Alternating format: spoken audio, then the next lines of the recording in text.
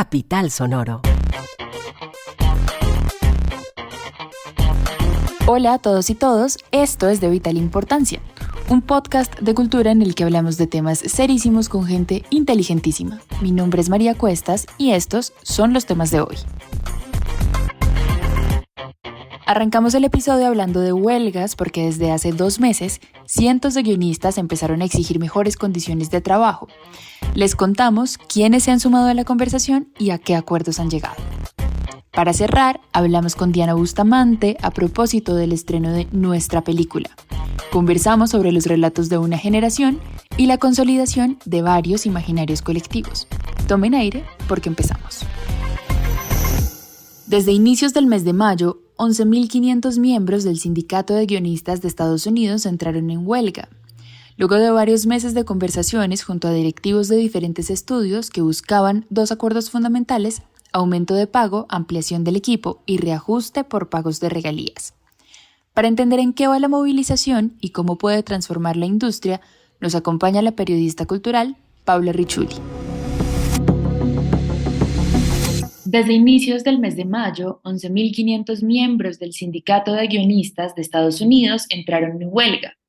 Luego de varios meses de conversaciones junto a directivos de diferentes estudios, buscaban 2 acuerdos fundamentales. Primero, el aumento del pago, la ampliación de los equipos en las mesas creativas y de redacción y un reajuste de pagos por regalías. Pero para entender en qué va la movilización y cómo puede transformar la industria, nos acompaña la periodista cultural Paula Ricciuti. Paula, bienvenida a De Vital Importancia. Hola María, buenas tardes. Gracias por la invitación. Paula, yo sé que vamos a hacer muchas preguntas obvias, pero la idea es establecer una ruta larga o al menos detallada de lo que ha pasado en este tiempo. Entonces, cuéntenos, por favor, cuándo inicia la huelga y qué es lo que reclaman los guionistas. Bueno, ya va a ser casi un mes de la huelga, creo que desde la primera semana de mayo arrancó esta huelga con el sindicato de escritores que, como tú decías, pues buscan como más justicia en los contratos que tienen. Se reveló pues que muchos de ellos no es como todo el mundo se imagina, pues que ganan un montón de plata. De hecho muchos pues les cuesta un montón. Y ahora pues todo el nuevo modelo de la televisión los ha afectado mucho, entonces buena parte de la huelga también tiene que ver con eso. Sí, justo vamos a movernos a ese lugar de la conversación, pero antes, en la línea de las preguntas obvias, ¿qué pasa cuando paran los y las guionistas? Bueno, digamos que lo más obvio es, pues, por ejemplo, los programas en vivo que en Estados Unidos pues son muy populares, como por ejemplo el show de Jimmy Kimmel, entre muchos otros, pues obviamente se nutren de esa creatividad de los escritores para los chistes, los invitados, todo ese tipo de cosas. Entonces, esos fueron los primeros programas afectados por la huelga, los programas en vivo. Y para las series, digamos, un poco más por llamarlo así, pues series de no ficción, series de ficción, ellas sí, pues algunas han tenido que parar su producción. Igual la gente cree que como que el guionista entrega su guión y chao, y tampoco es así. Muchas veces durante las grabaciones los escritores también están ahí porque a veces se requieren cambios de última hora en el guión o ese tipo de cosas. De pronto la gente no las contempla y creen que ya solo es escribir la historia.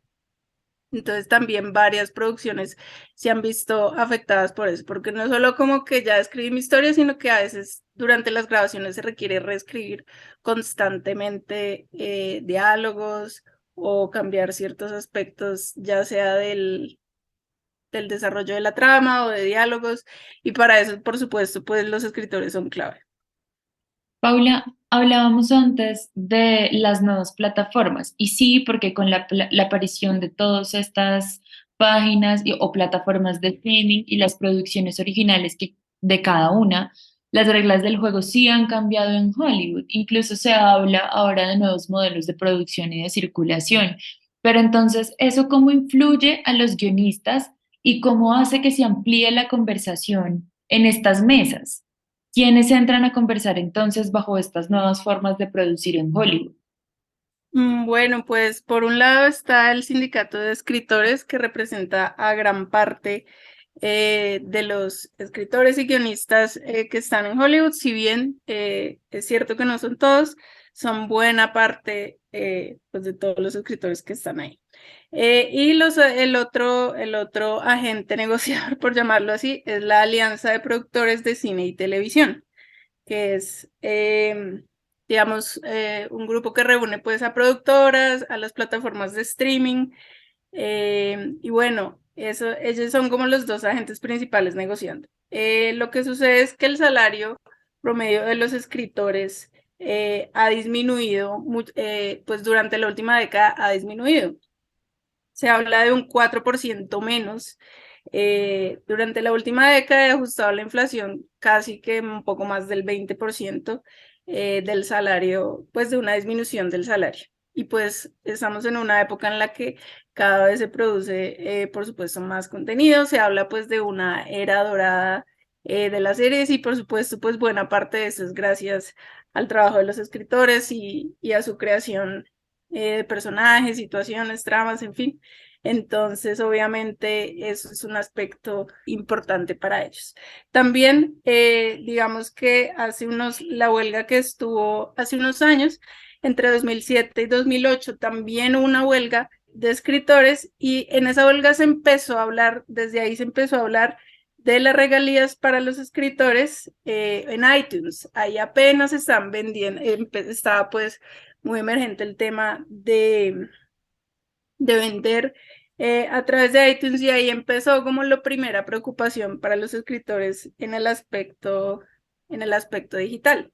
Hace unos años, por ejemplo, cuando una serie vieja se reemitía en televisión, el escritor seguía recibiendo alguna parte de regalías. Esto ya con las plataformas no sucede. Una vez ellos entregan, pues como, digamos, participan en determinado proyecto, ya no vuelven a recibir regalías por ese trabajo. Entonces eso es algo que se busca cambiar y pues que obviamente el modelo nuevo ha afectado. Paula, ¿hay estudios o hay claridad sobre a quiénes afectan más estas inequidades? Bueno, pues la Asociación de Productores, pues digamos que obviamente la huelga no solo está afectando a los escritores, sino todo al gremio, porque por supuesto productores se paran, entonces desde camarógrafos, maquilladores, productores, todos los procesos pues relacionados a la creación audiovisual en este momento pues están detenidos. Entonces, eso, digamos que eso es como una cifra que tiene la asociación. Se me escapa la cifra, pero se habla pues de muchos miles de millones de dólares en pérdidas por eso, porque no solo pues el escritor, sino los trabajos asociados a la creación audiovisual pues está ahí detenido. Pues sí es un hecho, como decía, es un momento que los salarios han disminuido considerablemente en los últimos años, pues que es una década que culturalmente va a ser recordada como la era dorada de las series. Y finalmente, pues muchas de esas personas que trabajan detrás de cámara también se han visto afectadas, pero específicamente, pues el asunto por minorías no sabría decirlo.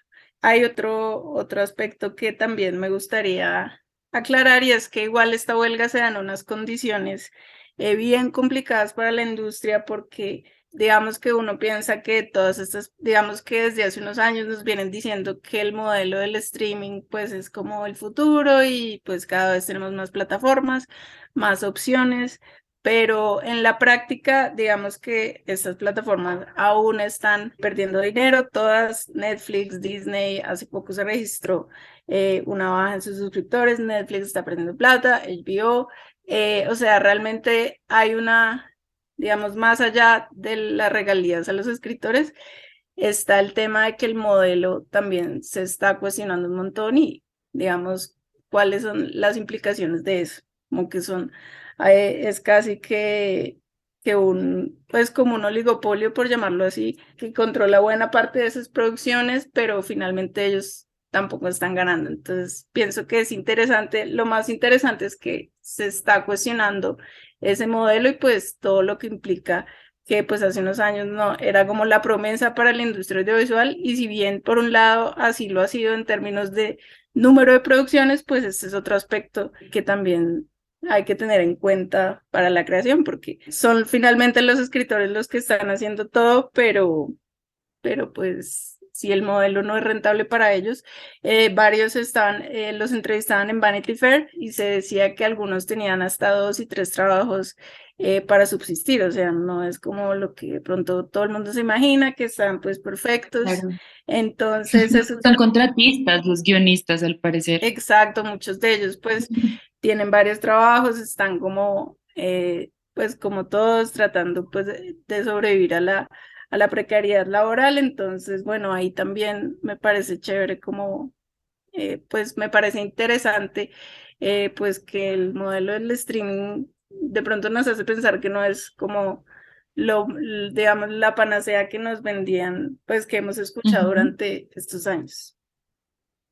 Claro, Paula, yo sé que a veces cuando nos referimos a los negocios de streaming somos bien seriocentristas, ¿no? Solo pensamos en las series o en los documentales, pero yo creo que en los últimos 3, 4, 5 años hemos visto cómo empieza a existir un diálogo entre las producciones cinematográficas y estas plataformas, ¿cierto? Por ejemplo, Sí. The Irishman y un montón de cosas que seguramente usted ha visto y quienes nos escuchan, pues también. ¿Cómo afecta eso el cine en particular? El cine como un método distinto de escritura. Pues bueno, yo pienso que es también esa respuesta al modelo, pues de hacer contenido propio, ha sido como la principal manera de rentabilizar estas plataformas. Y ya, bueno, la primera fue Netflix, con sus producciones Ujú. propias, y ya todas lo están haciendo también. Eh, pero pues tal vez sí existe un cambio en el modelo en la medida en que son plataformas que siempre tienen la presión de tener contenido nuevo, cosas nuevas, que en el cine, pues si bien sí pasa, digamos que no es a un ritmo tan acelerado como en las plataformas, que siempre, que digamos tienen, o muchas de ellas, si bien no todas, tienen esa presión de tener como siempre contenido nuevo. Entonces, por ese sentido, creo que pues desde ese sentido sí siento que puede verse afectada esa creación a medida en que pues no, digamos, no está como esa presión por hacer contenido muy rápido, y también la presión por alcanzar. Y también ese es otro tema que ha llegado con el streaming, y es como cómo se mide a veces el éxito de las producciones. Entonces, por ejemplo, entre 2021 y 2022, que ocurrió pues toda esta reactivación del sector luego de la pandemia, pues muchas películas, si bien en taquilla fracasaron, en streaming tuvieron buenos resultados. Entonces a veces, digamos, no es tan claro para los estudios a cuáles son las producciones que se le va a dar importancia. A veces no es un tema de soporte, sino de lo que ellos piensan que va a funcionar en taquilla. Y por ejemplo, lo que sucedió el año pasado con Lightyear, que pues era una película que se le tenía mucha fe en taquilla y tuvo un desempeño más bien modesto, mientras que Turning Red, esa se eligió solo en las plataformas, solo se mostró en plataforma de streaming, y pues resultó mucho más interesante para el público y pues nominada al Oscar. Entonces, es también, siento que es una pregunta interesante que deja también el modelo de streaming, como bueno, cuáles son las prioridades de los estudios. Eh, ya varios están reclutando como a los grandes directores, pues de, entre comillas, tradicionales, por llamarlo así, que hace unos años, hace por lo menos, hace 4 años, que es más o menos poco tiempo, era algo impensado, por ejemplo, que un director como Scorsese estuviera en Netflix. Y hoy pues ya sabemos que es una Claro. realidad. Ujú.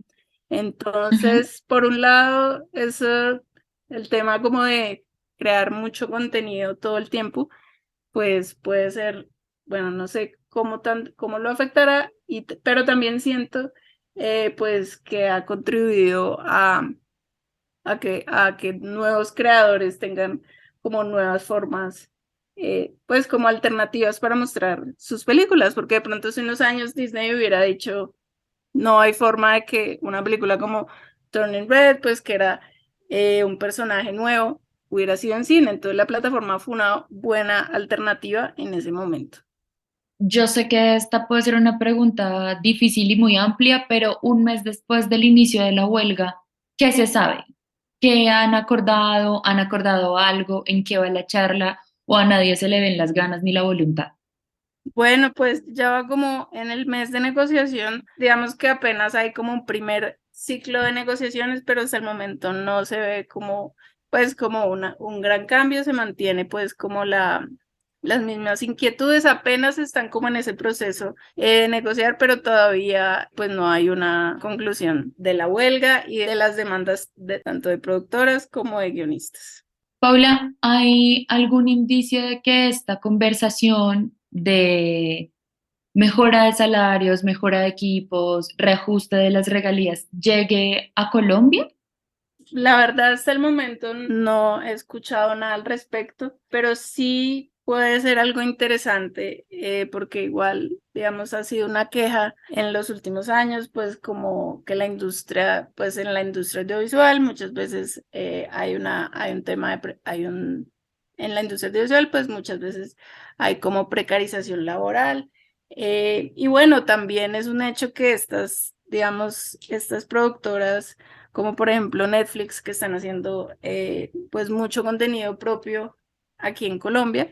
Si bien no lo vería como tan catastrófico como de que van a acabar con la industria nacional, pues ya sabemos que no es así. De hecho, ya las productoras colombianas están trabajando directamente con esas plataformas, entonces no se ve así, pero sí surge si bien en cuanto a producción de contenidos no hay de alguna forma ha sido positivo para que se den a conocer producciones colombianas en otros lugares del mundo y asimismo para el consumidor ver nuevas producciones. Sí siento que el asunto de el dinero que se recibe sí puede ser un poco problemático.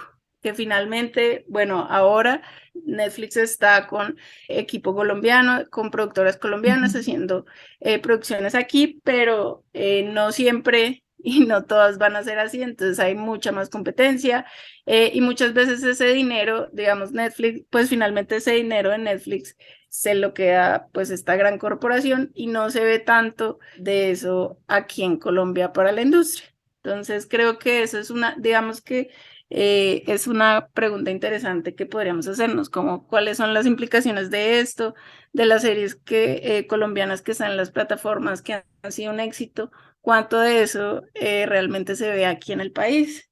La ley de Ujú. cine de hace unos años Uf. ha sido muy valiosa en ese sentido para traer mucho capital y generar empleo en el sector audiovisual, pero pues queda ver, digamos, cómo son, ahí sí pues no podría dar una respuesta única porque pues todo depende de cómo sea la Claro. negociación entre plataformas y productoras, pero pues sí creo que es una pregunta interesante, muy bueno, de todo ese dinero, ¿cuánto se está quedando realmente en el país? Bueno, Paula, pues nosotros vamos a seguir haciéndole el rastreo a la huelga y en lo que termine y seguramente vamos a llamarla para hablar después, así que muchas gracias por estar con nosotros en De Vital Importancia. Gracias, María, y pues bueno, ojalá se solucione todo de la mejor forma posible para los escritores, pues que tanto se han esforzado para consolidar pues este momento tan histórico de la producción audiovisual. Muchas gracias por la invitación. Claro, y que sobre todo esta época tan amplia para la creatividad y tan llena de plataformas no puede significar la precarización de los oficios creativos. Totalmente. ¡Hey, hey, hey! ¿Conoces Eureka? ¡Claro que sí! Eureka es un canal para niñas, niños y adolescentes donde lo que piensan, hacen y sienten es lo más importante. Con 24 horas de historias emocionantes en nuestro canal en TDT, en el 108 de ETV, en el 215 de Claro, en la franja Eureka de Capital, en nuestra página web eurekatucanal.com y en nuestras redes sociales, @eurekatucanal. Con Eureka, descubre el poder para transformar tu mundo. Juan Pablo Conto es el encargado de conducirnos por el universo de nuestra película. Así que Juan, bienvenido. María, después de hablar sobre inteligencia artificial, historias y guionistas, saltamos de otro lado de la pantalla para hablar de una nueva película, y para hacerlo hoy nos acompaña Diana Bustamante, la directora de nuestra película, una pieza que ha sido presentada como un collage de imágenes, repeticiones y memorias construido a través de la intervención de los archivos de telediarios emitidos en Colombia en los 80s. Diana, bienvenida de Vital Importancia. Hola, muy buenas tardes, buenos días. Gracias por la invitación. Diana, esta película hace una búsqueda exhaustiva y juiciosa para tratar de crear un gran consolidado con las imágenes que marcaron a los niños y niñas que crecieron en la década de los 80. ¿Cómo fue esa búsqueda? El proceso de búsqueda de este material o de encontrar este material también fue como una revelación de la preocupante situación de la memoria en el país y de cómo conservamos los archivos y del poco valor que tenemos por los archivos, porque buscándolo me di cuenta que, por ejemplo, la mayor parte de ese material que hace parte de la colección de lo que era la Autoridad Nacional de Televisión, pues era un material que se digitalizó en condiciones muy, muy poco técnicas, la catalogación es pésima, el acceso era dificilísimo, hoy en día el acceso a ese material es aún más difícil. Entonces yo creo que fue un proceso como que me dijo, bueno, por esta razón, entre otras, es que toca hacer esta clase de películas que nos recuerden la importancia del archivo, pero ahí hay archivos de lo que era la Autoridad Nacional de Televisión, que recogió todo lo que venía de las programadoras de los años 80 y 90. Hay archivo de Caracol Televisión, que es un archivo que sí está increíble, gracias a la persona que lo organizó y lo creó, que es Magdalena Restrepo, y hay un poquito de archivo de patrimonio fílmico también. ¿Por qué es importante el manejo de ese archivo y de la memoria? Es decir, ¿es la memoria un imperativo como moral para una sociedad, o por qué es importante tener este archivo organizado y acudir a él y tener una memoria de él? Bueno, a mí me sorprende que nos preguntemos eso como sociedad. Me sorprende que nos preguntemos si la memoria es algo importante. Por supuesto que es algo importante y constitutivo de una sociedad. Yo creo que justamente una sociedad que no tiene memoria no puede construir una sociedad, una identidad cultural, una civilización. Justamente si pensamos en las grandes civilizaciones, lo que han tenido es memoria. Y la memoria es reconocer en el pasado lo que me puede aportar para construir mi presente, y eso incluye los momentos oscuros de una civilización, las guerras que se pierden, las batallas que se ganan, los lugares a los que llegamos y los fracasos a los que también nos vemos sometidos. Entonces, es solamente a través de la memoria que nosotros hemos construido civilizaciones potentes a lo largo de la historia de la humanidad. Entonces es sorprendente que en Colombia nos estemos negando sistemáticamente la posibilidad de potencializar lo que somos a través de la memoria.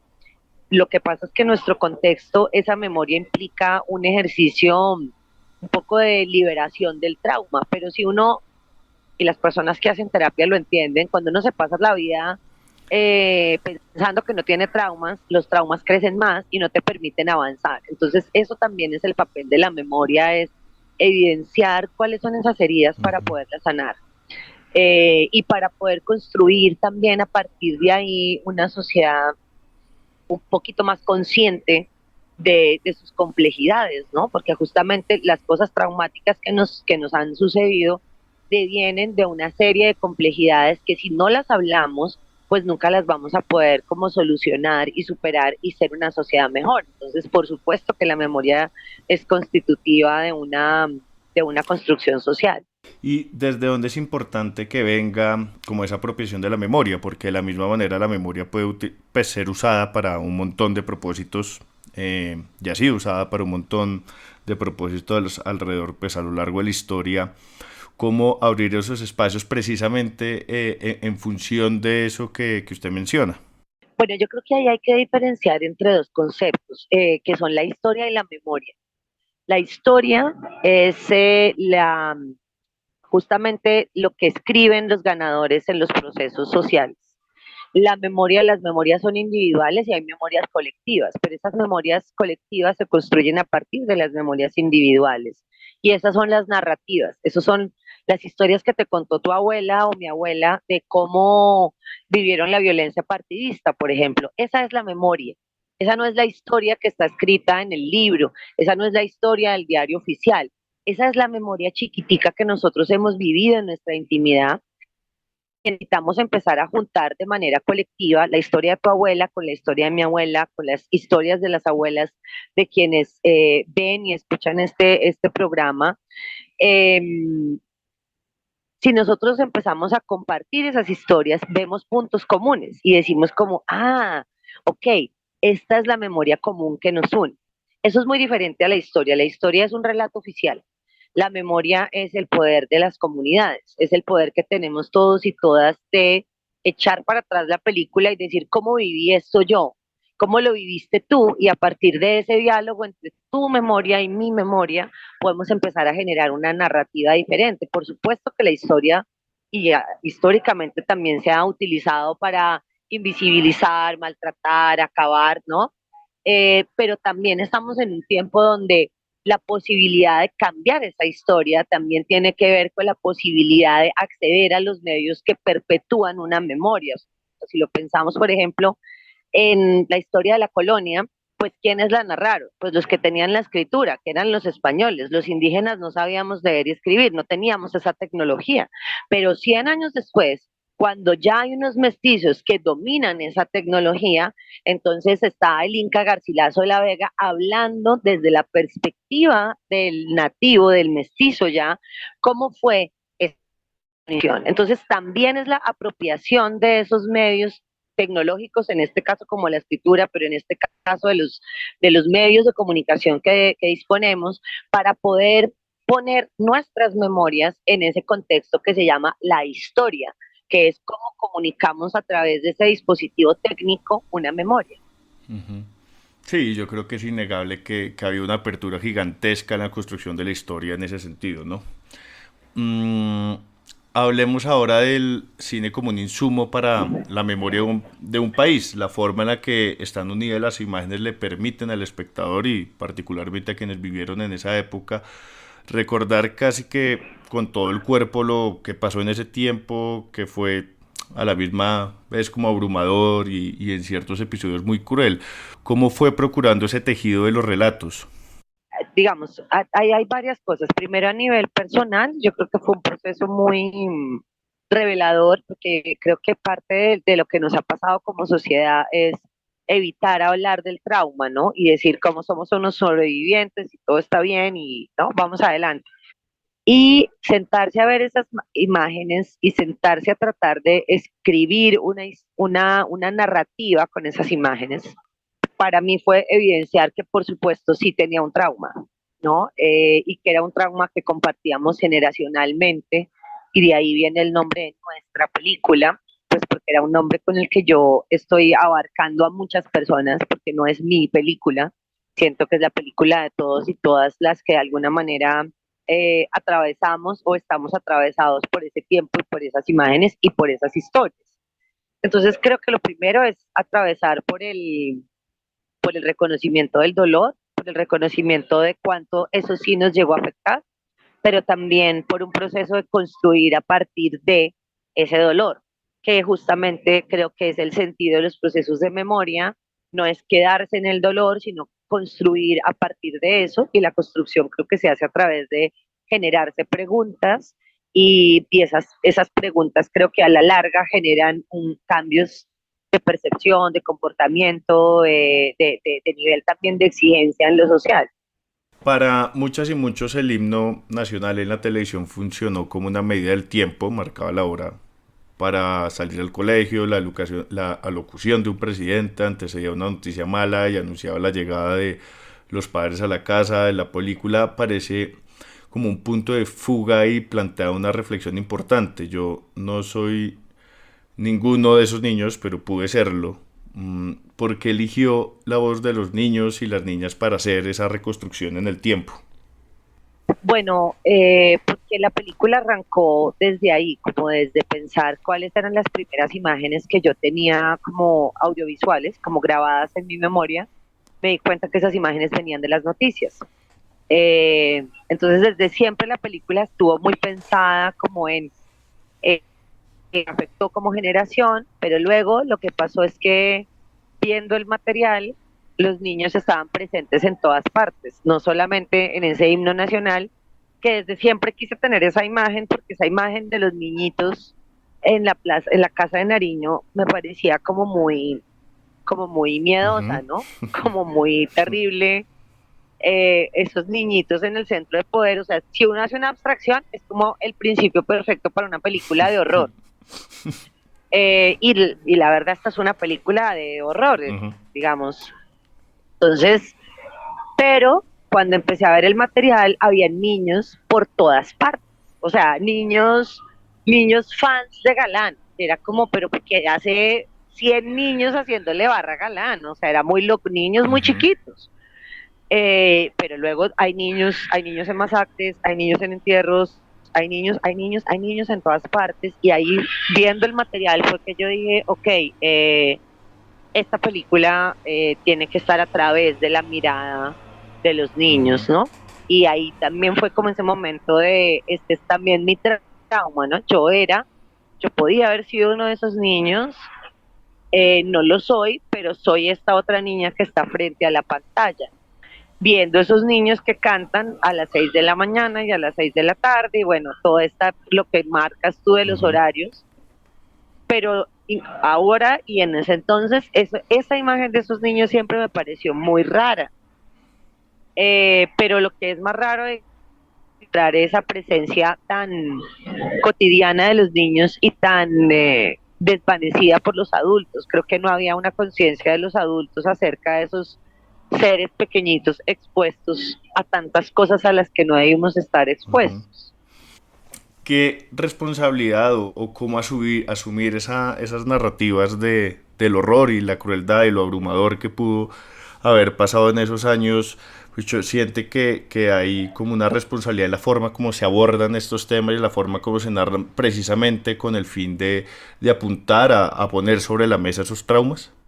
Sí, a ver, yo creo que ahí hay un tema importante y es la responsabilidad de qué es lo que comunicamos, ¿no? O sea, que los medios masivos de comunicación han generado un cierto tipo de narrativas que están basadas en las omisiones y en la espectacularización de la violencia. Entonces, justamente esa espectacularización creo que lo que genera es una banalización de la violencia. Cuando tú pones el titular y dices 39 muertos en la masacre, no estás diciendo ni quiénes los mataron o posiblemente cuáles fueron las causas para que eso pasara, quiénes son los sospechosos, cómo se llamaban esas 39 personas, cuántos hijos dejaron, quiénes eran sus esposas, de qué lugares venían, cómo vivían. Entonces, cuando tú deshumanizas la víctima, tú deshumanizas el hecho violento y lo vuelves una estadística. Por lo tanto, estás anulando la posibilidad de empatizar con esas personas. Y cuando esto sucede todos los días, lo que tú generas en una sociedad es que se normalice completamente la violencia, que tengas miedo, pero que no sientas nada por el otro, llámense como se llame. Entonces, por supuesto que hay una gran responsabilidad en la forma en la que comunicamos las noticias y por supuesto también que hay que informar lo que sucede, pero el tema está en el cómo informamos. Y ese cómo informamos también tiene que ver con dónde nosotros como medios de comunicación ponemos los acentos. Porque si mi acento va a estar en solamente el espectáculo, quizás ahí hay una gran parte de responsabilidad con las causas de esa violencia, ¿no? Porque ¿por qué no estoy entrando en esas causas? ¿Por qué no indago un poco más? Si tú miras la película y miras el material de esa época, es muy loco que todo el tiempo digan los sicarios, los sicarios, los sicarios. Los sicarios es alguien que alguien le paga porque mate a alguien. Los sicarios no es como una enfermedad de alguien que sale a matar gente porque sí, ¿no? Entonces, ¿quiénes pagaban esos sicarios? O sea, eso nunca lo explicaban esas noticias. Pero eso sí, 25 veces te mostraban el disparo, la sangre, el zapato volando, y entonces todos estábamos en este estado de shock, y qué susto los sicarios, No, pues por supuesto que eso es un sicario, pero que eso es el que me de la casa, ¿sí? Entonces, y han pasado 30 y 40 años para que sepamos quiénes realmente enviaban en sus sicarios. Entonces, también ahí hay como una cosa de una suerte de silencio culposo que hay en la narrativa de los medios de comunicación, que tuvo mucho que ver con esa proliferación de la violencia, ante todo política y contra la población civil en los años 80 y 90 en el país. Desde el título, esta es una cinta que convoca y se presenta como una conversación pendiente todavía de las tantas que tiene este país. ¿Ha pensado en los espacios, conversaciones, encuentros que le gustaría que sucedieran luego de la película o a partir de la película? Sí, pues yo, fíjate que justamente siempre digo que las películas son el punto de inicio de una conversación, no son el punto final. Entonces, lo que más me interesa con la peli justamente es que podamos conversar. Entonces, bueno, por ejemplo, hoy que vamos a estar en Medellín, en la Casa de la Memoria, vamos a estar con las Madres de la Candelaria. Mañana en Avenida Chile, en Bogotá, vamos a estar con María José Pizarro.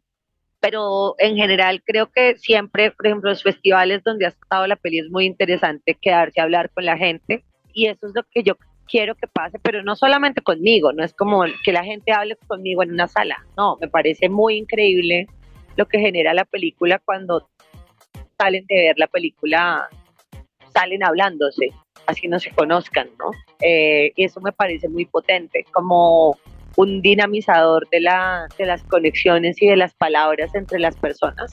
Creo que lograr eso es como una cosa muy mágica de la película. A mí pues me interesa conversar con todo el mundo, pero lo que más me parece bonito es que la película genere conversaciones entre cualquier persona que entre a ver a la película y un extraño o su novia o su tío que la acompañó a ver, ¿no? Creo que por ahí es donde estamos como cumpliendo justamente con esa función de la memoria colectiva. Diana, pues muchísimas gracias por acompañarnos de vital importancia y pues ojalá se activen esas conversaciones, seguro va a pasar y que volvamos a conversar. Ojalá sí sea. Muchísimas gracias de verdad por invitarme. Este podcast no sería posible sin la dirección de Santiago Rivas, la investigación de Juan Pablo Conto y Nadia Orozco y la edición de Adriana Castellanos. Mi nombre es María Cuestas y recuerden seguirnos la pista en muchos de los otros shows que producimos. Está Capital Político, nuestro podcast de música, respeto, garra y de vital importancia. Además, pueden hablar con nosotros en todas las redes sociales porque nos encuentran como @canalcapital. Capital Sonoro.